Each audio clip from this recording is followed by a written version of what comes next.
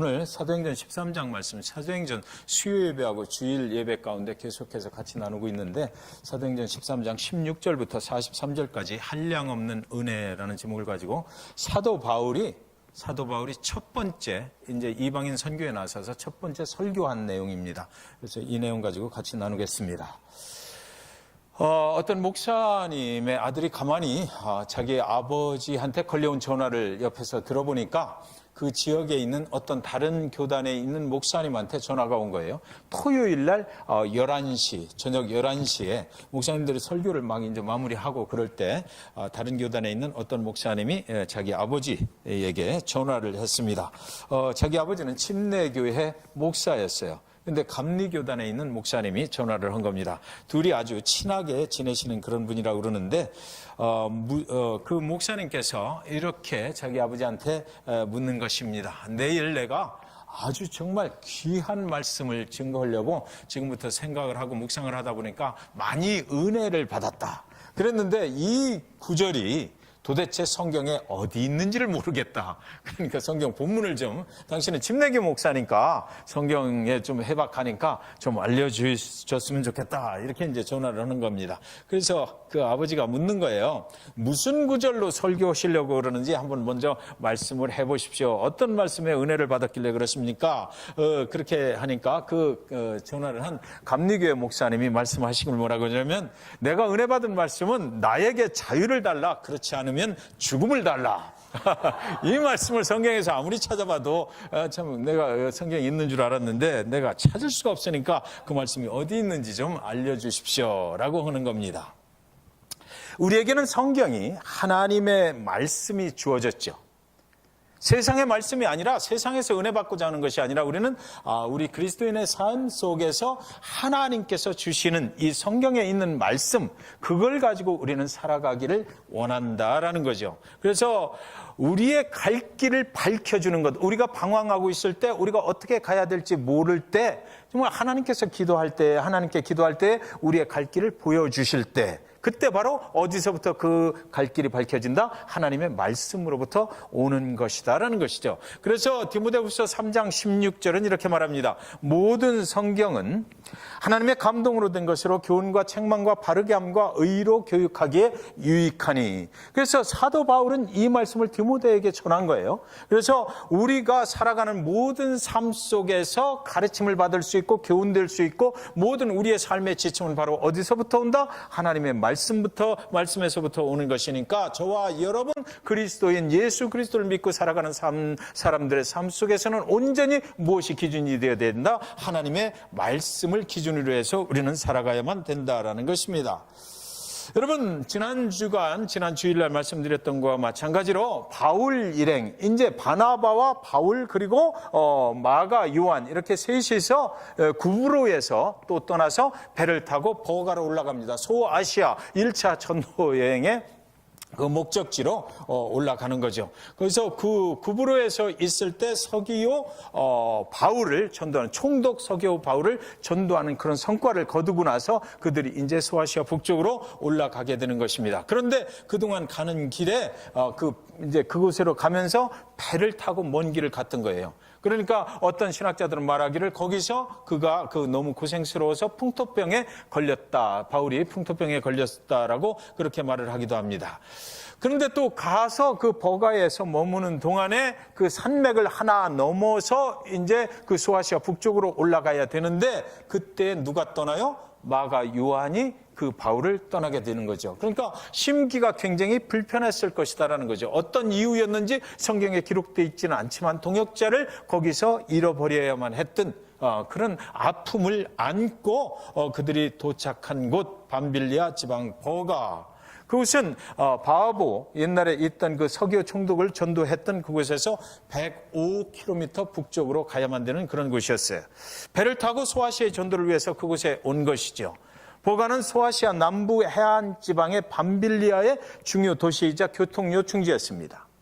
그런데 그곳에서 이제 타우루스 산맥을 넘어서 그 산맥에는 굉장히 그 산적들도 많이 출몰을 했다라고 그래요.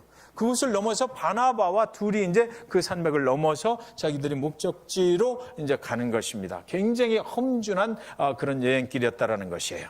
험준한 산맥 앞에 바울과 바나바만 남았다. 이 상황을 한번 여러분 생각해 보시기 바랍니다. 거기서부터 180km를 또 걸어가는 것입니다.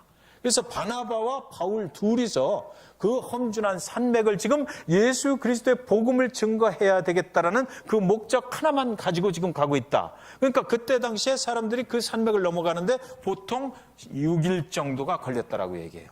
그러면 이 사람들이 가면서 어디서 잤을까? 이 사람들이 밥은 어디서 먹었을까? 우리가 과히 그 장면을 한번 상상해 보시기 바랍니다. 이 사람들이 얼마나 그 복음의 열정이 있었으면 그렇게 했을까? 가히 지금 같으면 상상을 할 수 없는 그런 상황 가운데서 바나바와 바울이 손을 꼭 붙잡고 6일 동안을 걸어서 올라가는 것이다라는 것입니다.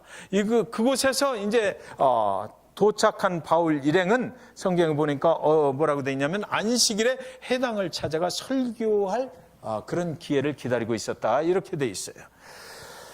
그 모습을 항상 한번 생각해 보십시오. 산맥을 넘어서 둘이서 와서 기회를 잡는 거죠.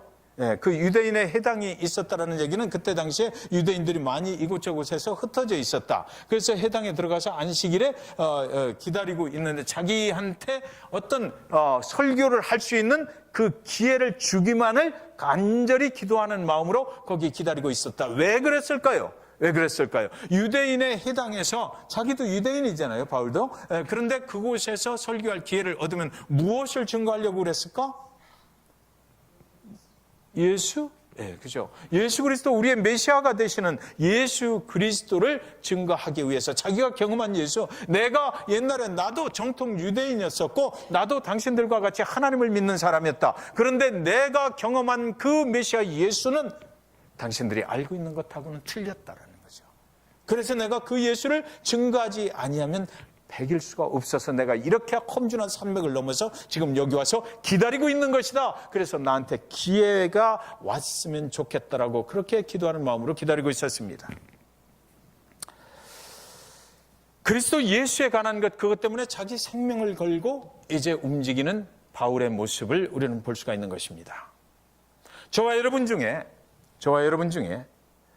오늘 여러분이 만난 예수, 내 삶 속에서 내가 만난 예수를 정말 증거하고 싶어서 오늘 수요예배에 오신 분 혹시 계십니까? 내가 그동안 믿음 생활을 하면서 내가 그동안 이렇게 했었는데 내가 그동안 여기까지만 알고 있었는데 나에게 역사하신 그 예수는 정말 이런 예수였다. 내가 그동안 만난 예수는 정말 이런 예수였다. 나만 간직할 수 없어서 그 예수를 정말 다른 사람들에게 증거해야만 된다는 그 사명감 때문에 오늘 여러분 유대인의 해당에 찾아 나와서 그 증거할 수 있는 기회를 보고 있었던 바울과 같은 심정이 되어서 여기에 오신 분 혹시 계시냐고요. 바울이 가고 있는 길, 그것은 그 인생 전체가 복음 때문이었다는 것입니다. 그 복음을 어떻게 하면 증거할 수 있을까? 설령 하나님을 믿고 살아가는 유대인들일지라도 그들이 모르고 있는 그 예수, 메시아 되신 예수, 구원자 되신 예수, 이미 이 땅에 와버린 예수, 그들은 그것을 모르고 있는 것 때문에, 그것 때문에 그래서 참을 수가 없어서 그래서 자기 생명을 걸고 지금 그 해당까지 찾아가 있는 그 사도 바울의 모습을 이 시간 한번 상상해 보시기 바랍니다. 그런데 아니나 다를까 기회가 찾아온 것입니다. 율법과 선지자의 글을 읽은 후에 해당장들이 사람을 보내어 물어 이르되 형제들아 만일 백성을 권할 말이 있거든 말하라 하니 그때 당시에 두루마리 그 성경 말씀을 읽고 그리고 나서 예배가 진행하는 중에 누가 권할 말이 있으면 혹시 나와서 하고 싶은 사람이 있으면 해라 이렇게 된 거예요. 그러니까 사도 바울이 이때 얼마나 좋았을까. 드디어 기회를 잡게 됐다는 것이죠. 말을 할 기회가 주어졌다는 것입니다. 말을 할 기회가 권할 말이 있거든 말하라라고 말을 할 기회가 하나님을 믿는 백성들 중에 생겼다라는 거죠. 바울과 바나바는 얼마나 이 시간을 기다렸을까요? 메시아 예수가 이미 이 땅에 오셨다라고, 부활하셨다라고, 그분은 십자가에 우리가 다 죽은 줄만 알고 있었지만 그분은 하나님께서 죽음에서 살려내셨다라고 말하고 싶어서 그동안 얼마나 이 기회를 기다려왔을까. 우리에게 말할 수 있는 기회가 주어지면 우리는 무엇을 말합니까? 여러분, 하나님의 백성들이 살아가는 이 교회 공동체 내에서 우리에게 말할 기회가 주어졌을 때 우리는 무엇을 말하기를 원하십니까? 하나님에 대해서 말하고 싶어 하십니까?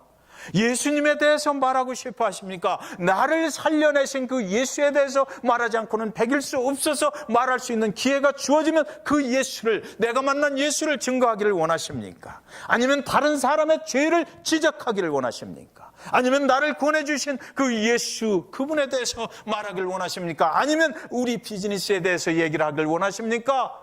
아니면 세상의 어떤 일에 대해서 얘기하기를 원하십니까?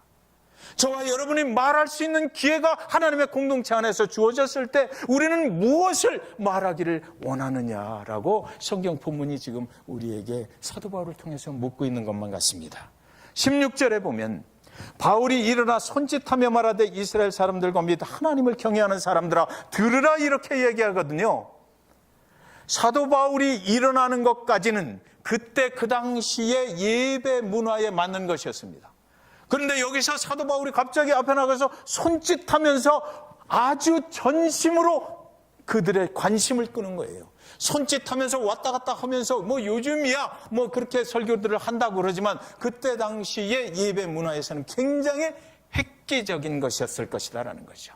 사도 바울은 전심으로 그 관심을 끌어서 자기가 증거하고 싶은 그 예수의 복음에 대해서 어떻게 하면 오늘 이 주어진 시간 가운데서 적나라하게 내가 만난 예수를, 정말 당신들이 모르고 있는 그 예수를 증거할 수 있을까, 전심으로 그 커뮤니케이션을 어떻게 하면 잘할 수 있을까, 그것을 했다라고 지금 본문을 말하는 것입니다. 손짓하며 말하되 이스라엘 사람들과 및 하나님을 경외하는 사람들아 들어라. Listen to me, listen to me. 그러면서 자기가 이제 설교를 시작하는 것이에요. 여러분, 제가 이 말씀을 묵상하면서 보니까 이 사도 바울이 한 설교, 사도행전 13장에 있는 설교는 정말로 스탠다드입니다. 베드로가 했던 설교도 굉장히 좋았지만, 그런데 제가 이렇게 몇 번을 읽어봤어요. 그런데 정말 구약시대의 이야기로부터 그 이스라엘 백성들이 구약시대에 어떻게 했는지로부터 쭉 해가지고 예수 그리스도가 탄생되고 그 십자가에 죽고 부활하신 것까지, 그래서 완전하게 복음의 정수를 갖다가 사도 바울은 이야기를 하고 있더라고요. 그래서 정말 이 스탠다드가 되는 이 설교문만 가지면 어떤 상황에 가서도 이 설교를 통해서 우리가 정말 복음이 무엇인지를 정말 깨달을 수 있겠구나라는 생각이 들었어요. 그러니까 저와 여러분이 오늘 사도행전 13장에 있는 이 사도 바울의 헌 설교를 한번 잘 보았으면 좋겠다 하는 것입니다. 17절에 보면 17절 가기 전에 여기 보면 손짓하며 말하되 이스라엘 사람들과 및 하나님을 경외하는 사람들아 들으라 그랬거든요. 여기 이스라엘 사람들은 유대인들을 말하는 것이에요. 이미 하나님의 백성들이죠. 선택받은 하나님의 백성들이라고 자신들이 스스로 굉장히 자부심을 가지고 살아가고 있는 사람들. 근데 하나님을 경외하는 사람들 그랬거든요. 이 사람들은 누구를 말하냐면 이방인이었는데 유대교로 개종한 사람들을 말하는 것입니다. 그러니까 지금 현재 사도 바울과 바나바가 가 있는 곳은 어디입니까? 유대인들도 있고 이방인들도 있는 곳. 그러니까 완전하게 이방 선교를 지금 하고 있는 것은 아니고 그 혼합된 그런 해당에 들어가서 지금 예수 그리스도의 복음을 이야기하는 거예요. 누구한테? 유대인들과 이방인들한테. 유대교로 개종을 한 사람들한테. 이미 그들은 하나님을 알고 있어요. 그러니까 하나님을 알고 있는 사람들에게 뭐라고 얘기했냐면 내가 다시 하나님에 대해서 말하겠다라고 하는 거죠. 그래서 그들의 관심을 이제 끄는 것입니다. 나도 당신들과 똑같은 유대인이고 내가 알고 있는 하나님 그것에 대해서 당신들에게 말을 하겠다. 그 해중이 누구인지를 사도 바울은 이미 파악을 하고 그들의 관심을 끌었던 것입니다. 17절에 보면 이 이스라엘 백성의 하나님이 우리 조상들을 택하시고 애굽 땅에서 나그네 된 그 백성을 높여 큰 권능으로 인도하여 내사. 이스라엘 백성들, 그런데 이 본문의 주어가 바로 이스라엘 백성의 하나님이십니다. 이스라엘 백성들도 아니고 이스라엘 백성의 하나님이, 내가 지금부터 말하고자 하는 하나님, 그 하나님이 이스라엘 백성들을 어떻게 했는지에 대해서 내가 지금부터 얘기하겠다는 거죠. 당신들이 믿는 그 하나님에 대해서 내가 지금부터 얘기를 하겠다는 것이요. 우리 조상들을 택하시고 애굽 땅에서 나그네 된 그 백성을 높여 큰 권능으로 인도하여 내사, 이렇게 얘기를 시작을 합니다. 바울이 전하는 복음의 주어는 언제나 하나님이었다. 바울의 설교는 항상 하나님이 주어입니다. 사람이 아니고 항상 하나님께서 어떻게 하셨는지, 항상 언제나 하나님이 이렇게 나가는 거예요. 예수 그리스도를 살리신 분도 하나님이다. 우리 조상들을 선택하셨다고 했어요. 우리가 하나님을 선택한 것이 아니고 하나님이 우리 조상들을 선택하셨다. 여기 복음이 중요하다는 것은 바로 이것을 얘기합니다. 우리를 구원하신 분은 누구다? 예수 그리스도, 그분을 통해서 하나님께서 하셨다는 거예요. 내가 한 것이 아니다라는 것이요, 하나님이 하셨다는 거예요. 하나님의 계획 가운데서 하나님께서 예수 그리스도 이 땅에 보내주셔서 하나님이 우리를 구원하셨다는 것입니다. 우리를 구원하신 거예요. 그래서 너희의 조상들을 선택하신 그 하나님, 지금 하나님의 선택하던 하는 백성들이 여기 앉아 있는데 거기다 대고 그렇게 하나님이 너희를 선택하셨다라고 얘기하는 것이죠. 우리는 원래 선택받을 수 없는 사람들이었지만 그러나 하나님이 우리를 긍휼히 여기사 우리를 선택해 주셨다라고 그가 말하기 시작하는 것입니다. 우리는 죄로 인해서 죽을 수밖에 없는 그런 인간이었지만 하나님께서 우리를 버려두지 아니하시고 선택해 주셔서, 하나님이 임의로 그분의 뜻 가운데서 우리를 선택해 주셔서 오늘날까지 이렇게 살게 되었다라고 말하는 거예요. 애굽 땅에서 오랜 동안 종살이를 하며 살아야 했던 그들의 가슴이 지금 논리적으로 정리가 되고 있다는 것입니다. 그 회중들이 이제 하나님께서 우리 조상들을 애굽 땅에 있을 때, 거기서 노예살이를 할 때, 종살이를 할 때 하나님을 잠깐 떠나서 들어간다고 한 그 애굽 땅에서 400년이 넘게 살았을 때를 기억하게 만드는 거죠. 그때 하나님께서 그때 너희 조상들을 그때 구원해 내실 계획을 가지고 있었다. 18절에 보면 광야에서 약 40년간 그들의 소행을 참으시고, 그러니까 그 땅에서, 애굽 땅에서 구원해 내신 분이, 광야로 구원해 내신 분이 누구다? 하나님이 그렇게 하셨다. 하나님이 마음을 잡수셨고 하나님께서 그렇게 할 계획을 가지고 광야로 나왔는데, 광야 가운데서도 약 40년간, 그런데 여기요, 그 바울의 설교를 듣는 그 유대인 해당에 있는 성도들, 회중들의 마음을 이때부터 조금 내 생각과 당신들의 생각은 틀립니다라고 얘기를 하는 거예요. 그들의 소행을 참으셨다. 그들의 소행을 참으셨다. 그러니까 광야 40년 동안 하나님께서는 그들을 애굽 땅에서 구원해 주셔서 하나님이 약속하신 가나안 땅으로 인도해 가고 있는 그 중에도 7일이면 갈 수 있었던 그 기간을 뭐라고요? 40년 동안 너희들이 계속해서 불평하고 원망하고 교만 떨었기 때문에 40년이란 오랜 시간 동안을 하나님께서는 참으셔야만 했다는 것이죠. 죽을 수밖에 없고 멸망할 수밖에 없고 하나님을 거역한 그 백성들을 그래도 하나님은 참고 옛날에 애굽 땅에서 400년을 넘게 참으셨고, 그리고 광야로 인도에 나와서도 40년 동안을 참으셔야만 했던 그 하나님을 기억했으면 좋겠다라는 거죠. 하나님은 그래도 포기하지 아니하셨다라는 것을 말하고 있는 것입니다.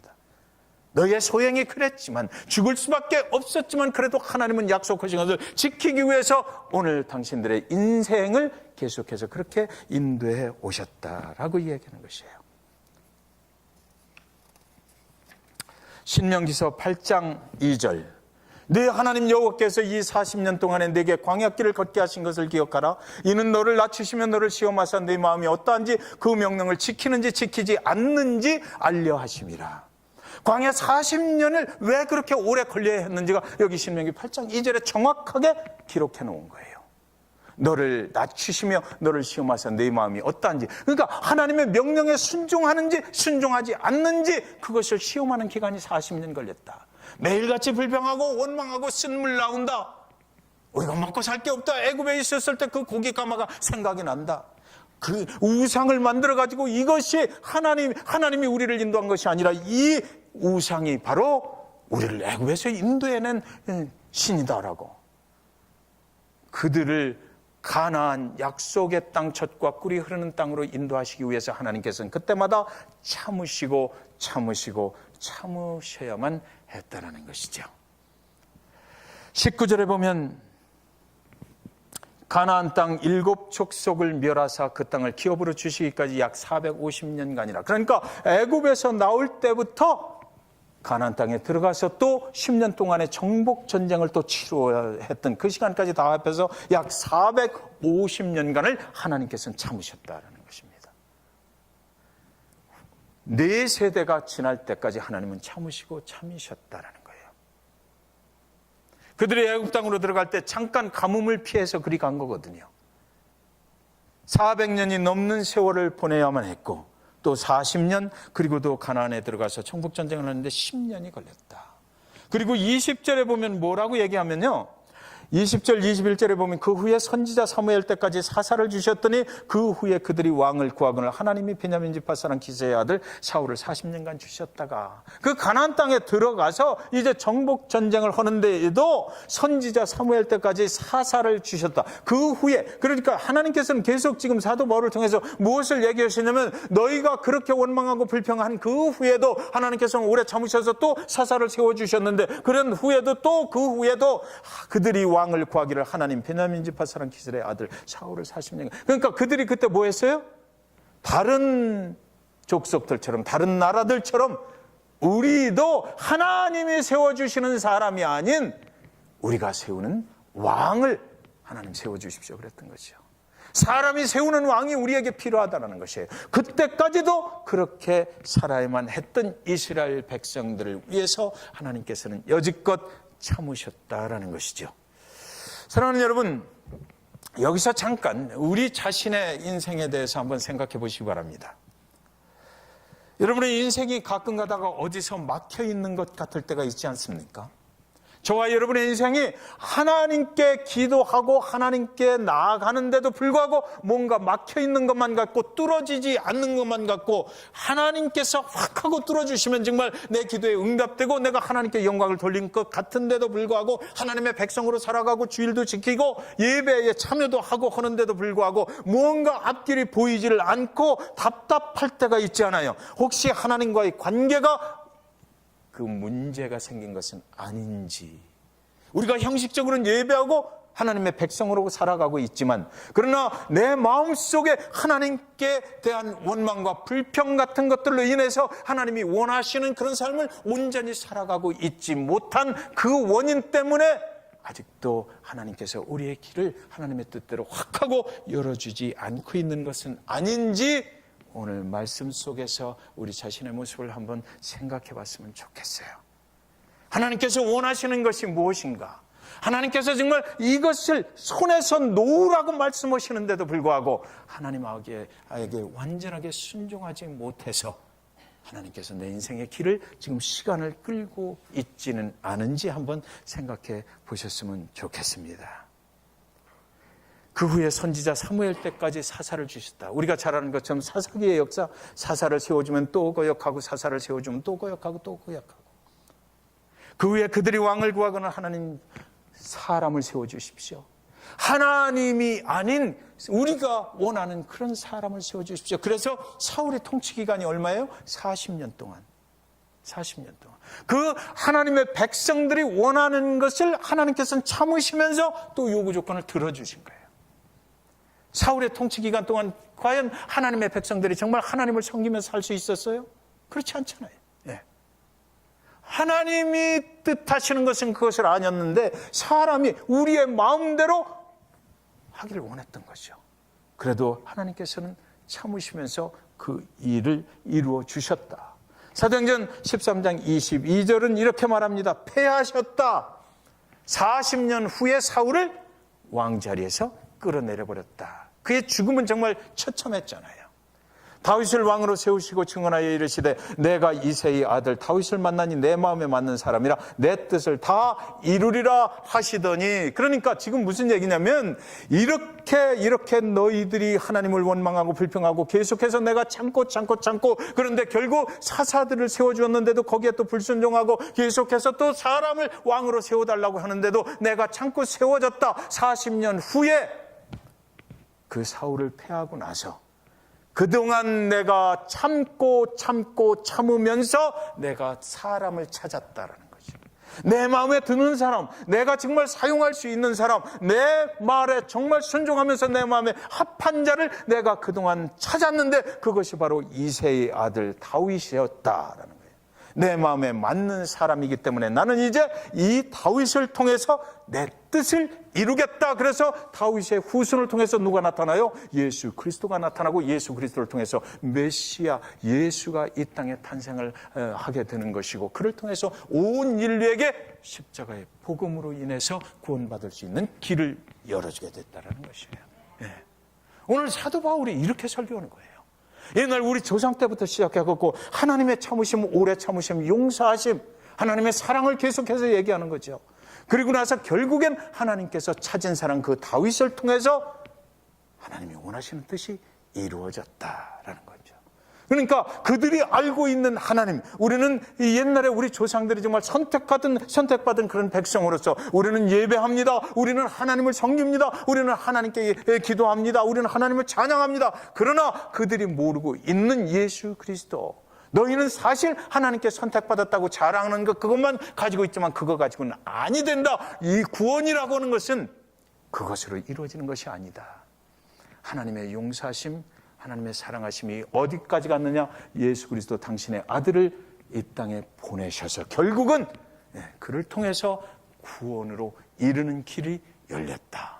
당신들이 알고 있었던 모세의 율법을 통해서 구원을 이루어지는 것은 절대로 아니었기에, 그것은 인간이 하나님을 섬기는 것, 인간의 노력으로 하나님 앞에 가려고 하는 것, 그것 가지고 구원이 이루어지는 것이 아니고 하나님의 뜻에 합당한 이 사람을 하나님께서 결국은 찾아내셔서 그를 통해서 하나님의 뜻이 온 인류에게 이루어지게 되었다 라고 얘기하는 것이고, 사도 바울은 이제 이 예수 그리스도가 어떻게 해서 죽었는지, 그리고 침례 요한이 그 예수가 오시는 길을 어떻게 해서 예비했는지, 그리고 그 예수의 사역이 어떠했는지, 그리고 나서 그 예수가 어떻게 죽었는지, 누구에 의해서 지금 여기 앉아있는 유대인의 해당에 앉아있는 하나님을 믿는다고 하는 당신들에 의해서 그가 죽임을 당하고, 그러나 하나님께서는 그를 다시 3일 만에 살려내셨다. 그래서 그를 믿는 자들이 이제 구원을 얻게 되는 것이다라고 그가 지금 설교하고 있는 거예요. 쭉 해서 옛날부터 지금까지 그 복음에 대해서 그가 말을 하고 있는 것이죠. 여러분, 사울은 사람이 세워서 역사 속으로 사라지고 하나님이 찾아낸 새로운 왕이 하나님의 세우심을 받게 되는 것. 여기서 만나니라는 말, 다윗을 만나니 내 마음에 맞는 사람이라. 이 말은 원어적으로 해석을 하면 하나님께서 찾아낸 사람이다라는 뜻이에요. 하나님께서 찾아낸 사람을 통해서 하나님께서 그의 뜻을 이루셨다라고 성경에는 기록이 되어 있는 것입니다. 다윗을 찾아내시기까지 하나님은 오랫동안 기다리셨다, 참으셨다는 것입니다. 그리고 다윗이 내 마음에 맞는 사람이기에 이제 나는 그를 통해서 내 뜻을 이루리라고 선포하시는 것입니다. 하나님이 하나님의 뜻을 이루시기 위하여 사람을 찾아내셨다라고 말하는 거거든요. 사람 중에서 내가 쓸만한 사람을 골라냈다라는 것입니다. 그의 마음에 맞는 사람을 드디어 찾았다라고 선포하시는 것이에요. 그리고 하나님의 약속을 그 내 마음에 맞는 자를 통해서 이루리라라고 선포하시는 것입니다. 저는 여러분 이제 오늘 말씀 마치도록 하겠습니다. 정리합니다. 그 하나님께서 오늘도 하나님의 마음에 맞는 사람을 찾고 계시다라는 거죠. 다윗을 찾아내셨던, 오랫동안 참으시고 오랫동안 용서를 베푸고 오랫동안 당신의 아들을 죽이시기까지 인류를 사랑하셨던 그 하나님께서 잭슨빌 이 중앙 침례교회 안에서 오늘도 하나님께서 누군가를 찾고 계시다라는 것이에요. 그분의 뜻을 이루어 나가시기 위해서 저와 여러분 중에서 지금도 하나님의 마음에 합당한 자를, 맞는 자를 찾고 계시다. 그분이 찾으시면 분명히 얘기하실 것입니다. 내가 저 영혼을 통해서 내 뜻을 이루어 가리라 말씀하실 거예요. 우리 중보기도 시간에 기도하잖아요. 잭슨빌에 온전한 교회들이 세워지게 해달라고, 온전한 복음이 선포되게 해달라고, 모든 교회가 정말 하나님의 뜻에 합당한 교회가 되게 해달라고. 하나님은 지금도 하나님이 쓰실 교회, 하나님이 쓰실 사람을 찾고 계신 것입니다. 왜? 그 일을 위해서 잭슨빌이 하나님의 복음으로 온전케 되는 그 날을 이루어 가시기 위해서 누구를 쓸까? 어떤 교회를 쓸까? 내가 찾는다라고 말씀하고 계신 것입니다. 그래서 오늘 저와 여러분이 그 말씀을 잘 기억했으면 좋겠어요. 오늘도 사람을 찾고 계신 하나님, 그 하나님께서는 하나님의 마음에 드는 자를 찾으신다는 거죠. 우리가 원망하고 불평하고 순종하지 못할 때 하나님은 더 기다리셔야만 될 거예요. 오늘 우리가 기도하잖아요. 잭슨빌이 왜 복음화가 다 안 되느냐고. 그 이유는 아마 하나님께서 아직도 하나님의 마음에 합당한 교회와 하나님의 마음에 합당한 그런 사람을 찾지 못해서는 아닐까. 한번 이 시간 생각해 보시기 바랍니다. 기도하겠습니다.